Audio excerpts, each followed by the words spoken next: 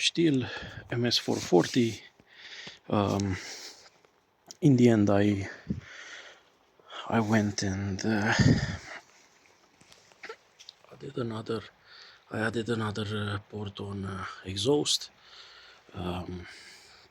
Yeah, just lovely machine. I really like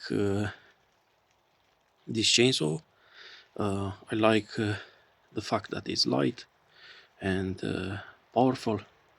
So I think it's a very good all-rounder. Let's see how it sounds now after the muffler mode.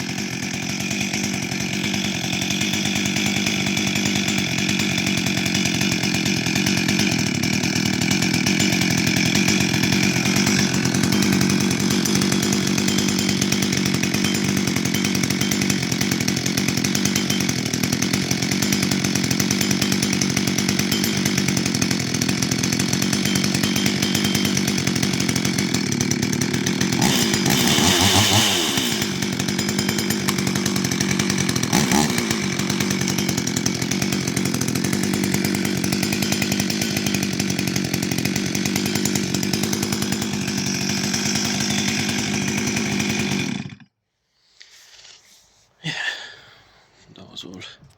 Cheers guys, thank you.